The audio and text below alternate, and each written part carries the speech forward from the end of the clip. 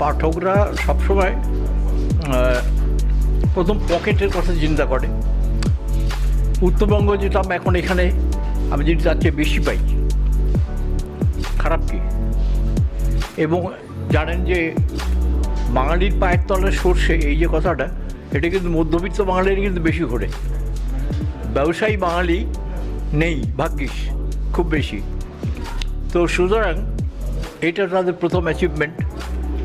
2 নম্বর হচ্ছে সৌন্দর্য প্রিয়তা বাঙালির মতো এবং রোম্যান্টিসিজম বাঙালির মতো এরকম কিন্তু খুব কম। তো তার জন্যে বাঙালি পাঠকরা ওই সব জায়গায় যেতে চান এবং তার অর্থনৈতিক ফলাফল হচ্ছে যে মানুষের পকেটের টাকা যখন ওখানে খরচ হয় তখন তার স্থানীয় অধিবাসীদেরই হাতে যায়, তাদের অর্থনৈতিক উন্নতি হয়। সবসময় কিন্তু সরকারের মুখাপেক্ষে হয়ে থাকলে তো চলবে না। তো সুতরাং এইসব দিকগুলো কাল্টিভেট করতে হবে গভর্নমেন্টকে, যারা আরও বেশি মানুষ যায়।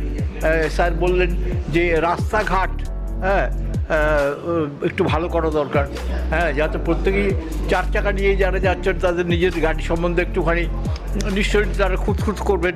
তো সুতরাং সেই রাস্তাটা যদি ভালো হয়, তা বিশ্বাস করবেন কিনা জানি না, বহুদিনের আগের কথা, আমি যখন প্রথম যাই তখন আমাদের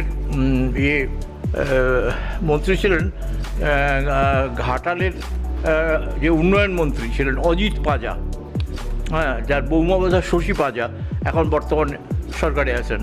তো অজিত পাজা মশাই, আগে কোনো রাস্তাঘাট ছিল না।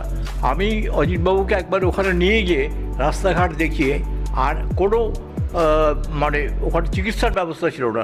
20 মাইল বেলপাহাড়ি যেতে হবে, ততক্ষণে তো অর্ধেক সাপে কাটা রোগী, অর্ধেক ডেলিভারি রোগী, তারা মারা যাবেন। তো উনি রাস্তাঘাট করলেন, উনি হেলথ সেন্টার করলেন এবং তার ফলে কিন্তু মানুষগুলো প্রথম বাঁচল। তো এখন কিন্তু সমস্ত রকমের সুযোগ সুবিধা আছে। স্কুল ছিল না, স্কুল হয়েছে, হেলথ সেন্টার ছিল না, হেলথ সেন্টার হয়েছে। মানে একটা নেই রাজ্যের দেশ ছিল ওইটা। এখন কিন্তু সেখানে প্রচুর মানুষ যেতে চাইছে। এই মানুষকে অ্যাট্রাক্ট করার জন্য প্রাইভেট সেক্টর তো কাজ করছেনই। তারা দেখছেন অনেক গ্রামে তারা টেন্ট খাটিয়ে শুধু তাদের সাংঘাতিক ব্যবসা করছেন, খুব ভালো। রাস্তাঘাট যদি সরকার একটু ভালো করে দেন, ডাইরেক্টলি প্রজেক্ট করতে হবে না, প্রজেক্টের জন্য টাকা না দিন, একটু যদি মানুষকে যাওয়ার ব্যবস্থা করে দেন, তাতে কিন্তু আমার মনে হয় গভর্নমেন্ট প্রজেক্টের চেয়ে অনেক বেশি কাজ হবে। এই যে বইটির নামকরণ জঙ্গলমহলের আমন্ত্রণ, পেছনে কি লুকিয়ে রয়েছে? না, নামটির পেছনে এটা লুকিয়ে রেখেছে, জঙ্গলমহলে আগে কেউ যেত না, আমাদের মধ্যে 2-1 জন হতভাগ্য ছাড়া, বা আমার সঙ্গে ঘুরতে ঘুরতে যে কৃষ্ণ গোপালের মতো ওরাও জঙ্গলি হয়ে গেছে এখন, আমরা আমাদের জঙ্গলিই বলি। তো এখন সেইখানে আমরা যাওয়ার ফলে কিন্তু অনেক লোক, আমাদের বন্ধুবান্ধব, তার অনেকে সরকারি কর্মচারী, তো ওদের দুঃখ দুর্দশার জন্য যখন ওদের বলতাম যে আদিবাসীদের তো পিঠ দেওয়ালে থেকে গেছে, তো তোমরা কিছু করো, তখন ওরা বলেছিল, দেখো যদি বাচ্চা না কাঁদে মাও তাকে তার দুধ দেয় না। তো সুতরাং কাঁদতে হবে, অর্থাৎ তারা ইঙ্গিত করতে, সরাসরি তো বলতে পারেন না সরকার কর্মচারী, যে বিদ্রোহ বিপ্লব দরকার। সেই বিদ্রোহ বিপ্লবের প্রয়োজন ছিল, কিষেনজির দরকার ছিল ওই অঞ্চলে।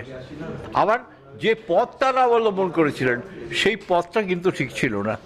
তো সুতরাং সেখানকার মানুষ কিন্তু লেখাপড়া খুব না জানলেও তারা কিন্তু খুব বুদ্ধিমান, এবং তারা নিজেদের দিকে এই উন্নয়নটাকে আকর্ষণ করে নিতে পেরেছে।